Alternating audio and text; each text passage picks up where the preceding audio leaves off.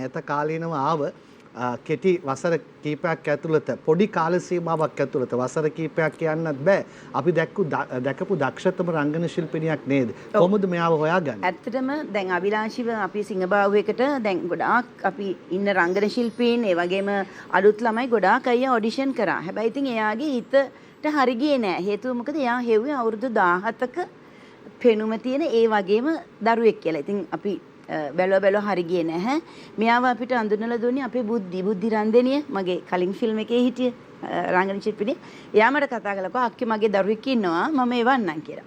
අභිලාෂී අම්මයි තමයි මෙයා ටියුෂන් ගිහිල්ලා හරි කොහේ හරි අපේ ගෙදර ආවේ. එතකොට මම කකුල කැඩිලා ඇඳ උඩනේ කකුල එල්ලලා ඉන්නවා අයියා හිටියේ නැහැ. මෙයා ඇවිල්ලා ඉතින් කතා බහ කරලා මෙයා මේ මං කිව්ව පුතේ මොනවද කරන්න පුළුවන් කම ඔයා නරිබානයකේ සින්දුවක් කිව්වා නේ පුතේ. කාලගෝල එකක් කිව්වා නරිබානත් කිව්වා. ඒක කිව්වට පස්සේ දැන් මං ඊට පස්සේ සෝමයාට කිව්වා ආවට පස්සේ මෙයා ඇවිත් ගියා.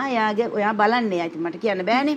හැබැයි උනාට මට පේනවා දක්ෂ දරුවෙක් කියලා. ඊට පස්සේ මෙයාව ඔඩිෂන් කරා. එතකොට අවුරුදු කීයද? 17යි. 17යි වයස. දැන් 20යි. දැන් 20යි. අවුරුදු 3ක් නේ. මේ මම කියන්න ඕනේ අභිලාෂී කියන මල්ලි ඇත්තටම මම හිතනවා දැන් ඔයාලට මතක ඇති.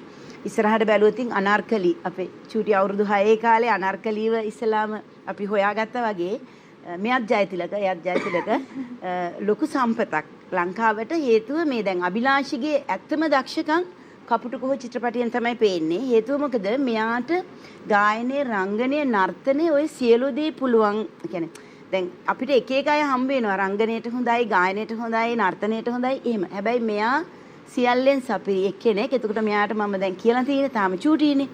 තාම පොඩි. මෙයාට තව ලොකු ගමනක් යන්න තියෙනවා රංගන ශාස්ත්‍රයේ.